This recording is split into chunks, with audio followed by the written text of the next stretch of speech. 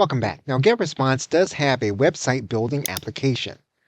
If you go to the Tools area, what you'll see is that you have a website builder, and it's different from the landing page builder. We're going to click on Website Builder. And what you'll see is that you can click here to create a website. You can use a ready-made template, or you can use the AI Builder. For the sake of this video, we're going to start with the ready-made template. And we are going to choose an appropriate template. We are going to choose the template that we want, and we're going to use the template. Now, upon entry, what you'll see here is that you are on the home page, and that when you click on any of the elements, you'll see a menu come up on the right side. So every place where you click, you'll have another level of customization that you can add.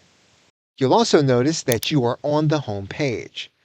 If you go to this area, what you'll see is that there are other pages that you can customize.